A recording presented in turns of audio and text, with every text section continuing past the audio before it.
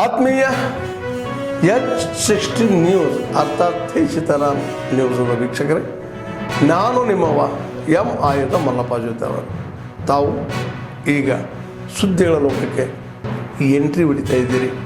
ಈ ಸುದ್ದಿಗಳನ್ನು ಪ್ರತಿಯೊಂದು ನೋಡೋ ಜೊತೆಗೆ ನಿಮ್ಮ ಅಭಿಪ್ರಾಯಗಳನ್ನು ಹಚ್ತಾ ಇರ್ರಿ. ಯಾಕಂದರೆ ಈ ಸುದ್ದಿಗಳು ನಿಮಗಾಗಿ, ನಿಮ್ಮ ಬದುಕಿಗಾಗಿ, ನಿಮ್ಮ ವೈಚಾರಿಕೆಗಾಗಿ, ನಿಮ್ಮ ತಿಳುವಳಿಕೆಗಾಗಿ ನಿಮಗೆ ಗೊತ್ತು. ಜೊತೆಗೆ ನಮಗೂ ನಿಮ್ಮೊಂದಿಗೆ ಇದೊಂದು ಮಾತಾಡುವಂಥ ಜೊತೆಗೆ ಸುದ್ದಿಗಳನ್ನು ಬಿಡುವಂಥ ಕೆಲಸ. ಈ ಕೆಲಸದಲ್ಲಿ ನಾವು ನಿಮ್ಮೊಂದಿಗೆ ಇದ್ದೀವಿ ಅಂತ ಹೇಳ್ತಾ ನೋಡ್ತಾ ಇರಿ ಸುದ್ದಿಗಳನ್ನು.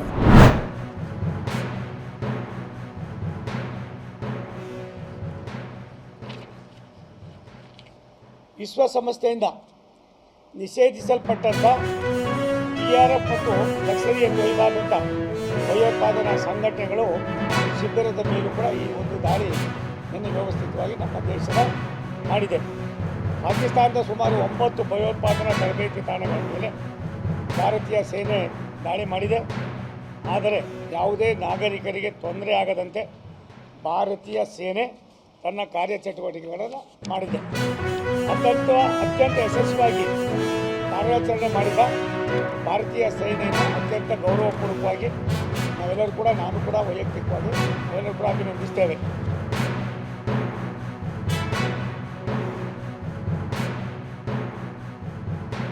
ಗದಗ, ತಳಕವಾಡಿ, ಕುಷ್ಟಗಿ ಈ ಲೈನನ್ನು ನಾವು ಲೋಕಾರ್ಪಣೆ ಮಾಡ್ತಾ ಇದ್ದೀವಿ. ಸಿಂಧನೂರು ಅದರಿಂದ ರಾಯಚೂರಿನ ಲೈನನ್ನು ಈಗಾಗಲೇ ಕೆಲಸ ಪ್ರಾರಂಭ ಮಾಡಿದ್ದೇವೆ. ಮತ್ತು ಲೋಕಾಪುರ, ಬಾಜಿಗುಡ್ಡ ಇನ್ನೊಂದು 1-1.5 ತಿಂಗಳಲ್ಲಿ ಕೆಲಸ ಮುಗಿತಾ ಇದೆ. ಅದನ್ನು ಕೂಡ ಮಾಡ್ತಾ ಇದ್ದೀವಿ. ಹಳೆಯ ಅನೇಕ ವರ್ಷದ ಕೆಲಸಗಳನ್ನು ನಾವು ಕೈಗೆತ್ತಿಕೊಂಡು 39,000 ಕೋಟಿ ರೂಪಾಯಿನಲ್ಲಿ ನನಗನ್ನಿಸದೆ ಹಂತವಾಗಿ 25ರಲ್ಲಿ ಯಾವ್ದು ಮಾಡ್ತಾ ಇದ್ದೀವಿ, 26ರಲ್ಲಿ ಯಾವ್ದು ಮಾಡ್ತೀವಿ, 27ರಲ್ಲಿ ಯಾವ್ದು ಮಾಡ್ತೀವಿ, 28 ಒಳಗಡೆ ಹಳೆ ಎಲ್ಲ ಕಾಮಗಾರಿಗಳನ್ನು ಮುಗಿಸಬೇಕು ಅನ್ನೋ ತೀರ್ಮಾನವನ್ನು ಮಾಡಿದ್ದೇವೆ. ಅದಲ್ಲದೆ ಮತ್ತು ಮೇಲು ಸೇತುವೆ, ಕೆಳ ಸೇತುವೆಗಳು 16 ವರ್ಷಗಳಿಂದ ಒಂದು ಮೇಲ್ಸೇತುವೆ, ಕೆಳ ಸೇತುವೆ ಮಾಡೋದಕ್ಕೆ ಆಗ್ತಾ ಇರಲಿಲ್ಲ. ಪ್ರಾಯಶಃ ರಾಜ್ಯ ಸರ್ಕಾರ ಅರ್ಧ ಮತ್ತು ಭಾರತ ಸರ್ಕಾರ ಅರ್ಧ ಇತ್ತು. ಹಿರಿಯರಾಗಿರ್ತಕ್ಕಂಥ ಸಿದ್ದೇಶಣ್ಣ ಅವರು 4 ಬಾರಿ ಲೋಕಸಭಾ ಸದಸ್ಯರಾಗಿ ಜೊತೆನೂ ತುಮಕೂರು, ದಾವಣಗೆರೆ ಹೊಸ ಲೈನನ್ನು ತರ್ತಕ್ಕಂಥದ್ದಾಗಿತ್ತು. ಈಗಾಗಲೇ 85% ಅಪ್ಲಿಕೇಶನ್ ಮುಗಿದಿದೆ. 17ನೇ ತಾರೀಕು ಚಿತ್ರದುರ್ಗದಲ್ಲಿ ಇದಕ್ಕೋಸ್ಕರವಾಗಿ ಒಂದು ಸಭೆಯನ್ನು ಕರೆದಿದ್ದೇನೆ.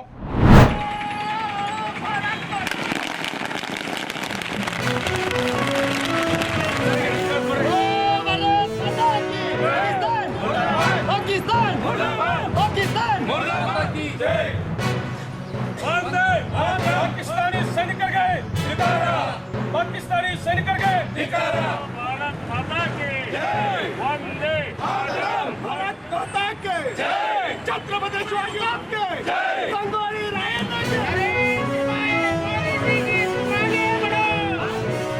PUK ಇದೇ ಒಂದು ಸಂದರ್ಭದಲ್ಲಿ ನಾವು PUK ಅನ್ನು ವಶಪಡಿಸಿಕೊಳ್ಳಬೇಕು. ಏಕೆಂದರೆ PUK ಎತ್ತರದ ಗುಡ್ಡ ಪ್ರದೇಶ. ಆ ಗುಡ್ಡ ಪ್ರದೇಶದ ಮೇಲೆ ನಾವು ಅದನ್ನು ವಶಪಡಿಕೊಂಡ್ರೆ ಅದರ ಮೇಲೆ ನಿಂತರೆ ಪಾಕಿಸ್ತಾನದಲ್ಲಿ ಏನೇನು ನಡೀತಾ ಇದೆ, ಏನೇನಿಲ್ಲ ಎಂಬುದೆಲ್ಲ ಗೊತ್ತಾಗುತ್ತೆ.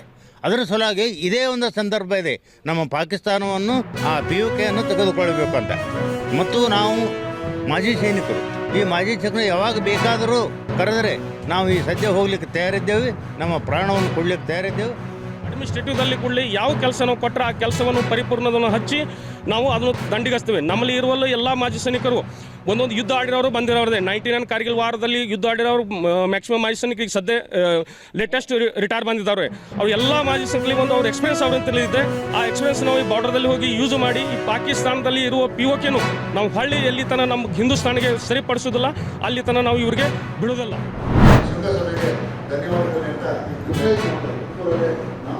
ಅವರು ನಿರೀಕ್ಷೆ ಮಾಡಿದ್ರು. ಹಾಗಾಗಿ ನನ್ನ ಕೈಲಿ ಏನು ಸಾಮರ್ಥ್ಯ ಇದೆ ಅಲ್ಲಿಗೆ ಆ ಒಂದು ಉದ್ಯಮಗಳಲ್ಲಿ ಶೇಖರಣೆ 6,000 ಅಂತ ಹೇಳ್ಬಿಟ್ಟು ಇದೆ.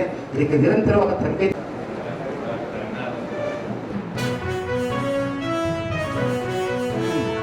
ನಮ್ಮಲ್ಲಿ ಕೋಲ್ಡ್ ಸ್ಟೋರೇಜ್ ಇಲ್ಲ. ಕೋಲ್ಡ್ ಸ್ಟೋರೇಜ್ ಬೇಕು ಅಂದ್ರೆ ನಾವು ಹಿಂದೂಪುರಕ್ಕೆ ಹೋಗ್ಬೇಕು, ಇಲ್ಲ ತಮಿಳ್ನಾಡಿಗೆ ಹೋಗ್ಬೇಕು.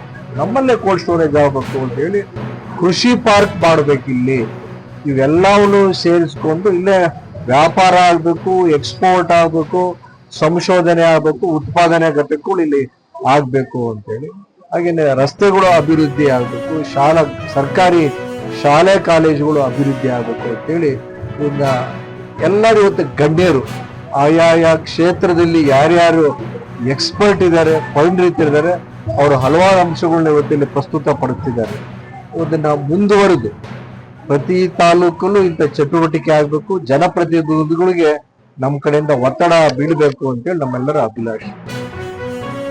ಜಿಲ್ಲೆ ಸರ್ವಾಂಗೀಣವಾಗಿ ಅಭಿವೃದ್ಧಿ ಆಗಬೇಕು ಮತ್ತು 2040 ವೇಳೆಗೆ ತುಮಕೂರು ಅಭಿವೃದ್ಧಿ ಪಥದಲ್ಲಿ ಹೋಗಬೇಕು ಅಂತಕ್ಕಂಥದ್ದು ಮೂಲ ಆಶೆ ಆಗಿದೆ.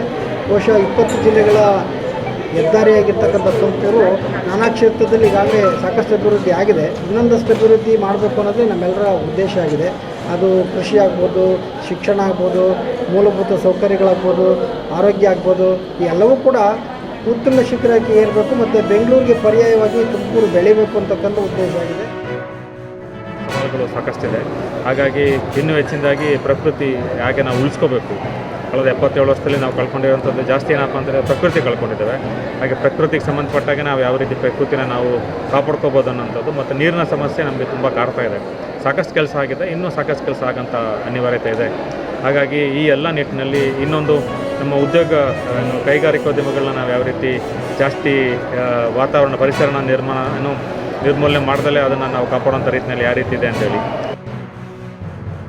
ಸೈನಿಕರಿಗೆ ಸೇರ್ತಕ್ಕಂಥದ್ದು ಕೊಡಗು ಜಿಲ್ಲೆ, ಅದು ಬಿಟ್ಟರೆ ಬಿಜಾಪುರ ಜಿಲ್ಲೆ. ಅವರು ಬಡತನದಿಂದ ಸೈನ್ಯಕ್ಕೆ ಸೇರ್ತಾರೆ ಅಂತ ಅಲ್ಲ, ಒಂದು ಬಡತನ ಅನಿವಾರ್ಯವಾಗಿರ್ತದೆ. ಆದರೆ ಬಡವರಾದವರೆಲ್ಲರೂ ಸೈನಿಕ ಸೇರಲ್ಲ, ಅಥವಾ ಶ್ರೀಮಂತರು ಯಾರೂ ಸಹ ಸೈನಿಕ ಸೇರಲ್ಲ. ಸೈನಿಕ ಸೇರೋ ಉದ್ದೇಶ ಏನು ಅಂದರೆ ಅದು ತನ್ನ ಮಾತೃ ಧರ್ಮದ ರೂಪದಲ್ಲಿ ಬರುತ್ತೆ, ಅವರ ಮನೆಯ ಪ್ರತಿಕ್ಷಣ ಬರುತ್ತೆ. ನಾನು ತುಮಕೂರು ಜಿಲ್ಲೆಯ ಪರವಾಗಿ ಹೇಳಲಿಕ್ಕೆ ಇಷ್ಟಪಡ್ತೀನಿ, ತುಮಕೂರು ಜಿಲ್ಲೆ ಇರ್ತಕ್ಕಂಥ ಮಕ್ಕಳಲ್ಲಿ ರಾಷ್ಟ್ರ ಪ್ರೇಮವನ್ನು ಜಾಗೃತಗೊಳಿಸಬೇಕು. ಯಾವ ಸಮಸ್ಯೆ ಇದೆ ಅನ್ನೋದು ಕುರಿತು ಚರ್ಚೆಯನ್ನು ಮಾಡ್ತಾ ಇದ್ದಾರೆ ಒಳಗಡೆ. ಏನು ಈಗ ವಿದ್ಯಾಭ್ಯಾಸ ಅಂತ ತೊಗೊಂಡ್ರೆ ಇಲ್ಲಿ ಹೇಳ್ತಾ ಇರೋದೇನು ಅಂತಂದರೆ ಎಲ್ಲ ಮೆಡಿಕಲ್ ಕಾಲೇಜ್ಗಳಾಗಿರ್ಬೋದು ಅದು ನಮ್ಮ ತುಮಕೂರಿನಲ್ಲಿ ಆಗಬೇಕು, ಮತ್ತು ಕೆ.ಬಿ. ಕ್ರಾಸ್ ಅನ್ನೋ ಒಂದು ಸ್ಥಳದಲ್ಲಿ ಮೆಡಿಕಲ್ ಕಾಲೇಜ್ ಆಗಬೇಕು, ಮತ್ತು ಇಂಜಿನಿಯರಿಂಗ್ ಕಾಲೇಜ್ಗಳಾಗಬೇಕು, ಡಿಪ್ಲೊಮಾ ಕಾಲೇಜ್ಗಳು ಸರ್ಕಾರಿ ಕಾಲೇಜ್ಗಳಲ್ಲಿ ಒಂದು ಪ್ರತಿಷ್ಠಾಪನೆಯನ್ನು ಆಗಬೇಕು. ಅದರಿಂದ ಎಷ್ಟೋ ಮಕ್ಕಳಿಗೆ ಉಚಿತವಾಗಿ ಶಿಕ್ಷಣ ಸಿಗುತ್ತೆ ಅನ್ನೋದು ಒಂದು ನಿಟ್ಟಿನಲ್ಲಿ. ಮತ್ತು ಇನ್ನು ಕೃಷಿ ವಿಚಾರ ಅಂತ ಬಂದಾಗ ನೀರಾವರಿ ಸೌಲಭ್ಯ ತುಂಬ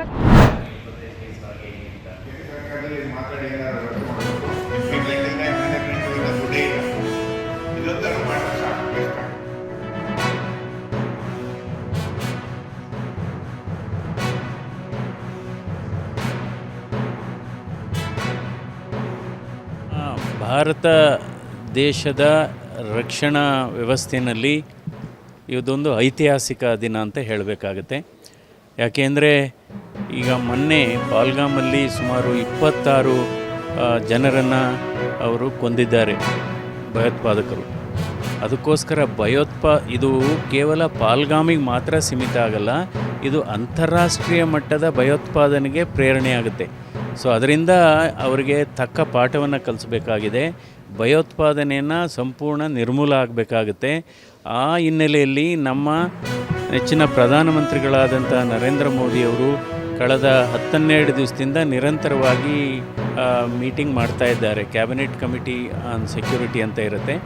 ನಂತರ ಎಲ್ಲ ನಮ್ಮ ಆರ್ಮ್ಡ್ ಫೋರ್ಸಸ್ ಮುಖ್ಯಸ್ಥರ ಜೊತೆ ಎಲ್ಲ ನಿರಂತರವಾಗಿ ಭೇಟಿ ಮಾಡಿ ಹಂತವಾಗಿ ತೀರ್ಮಾನವನ್ನು ತೆಗೆದುಕೊಂಡಿದ್ದಾರೆ. ಆದ್ಮೇಲೆ ಎಲ್ಲ ಸುದ್ದಿಗಳನ್ನು ನೋಡಿದ್ರಲ್ಲ, ಏನು ಅನಿಸ್ತು ನಿಮಗೆ?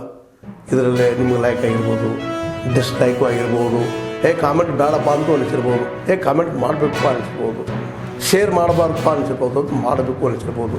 ಏನಾದರೂ ಆಗಲಿ ಶೇರ್ ಮಾಡ್ತಾಯಿರಿ, ಈ ನ್ಯೂಸ್ಗಳನ್ನ ಹಂಚ್ತಾ ಇರಿ, ಜೊತೆಗೆ ಇದಕ್ಕೆ ಸಬ್ಸ್ಕ್ರೈಬ್ ಆಗ್ತಾಯಿರಿ ಅಂತ ಹೇಳ್ತಾ H16 ನ್ಯೂಸ್ ಅರ್ಥಾತ್ ಹೇ ಸೀತಾರಾಮ್, ಇದು ಸತ್ಯದ ಕೈಗೆ ನಡಿ. ವಂದನೆಗಳು.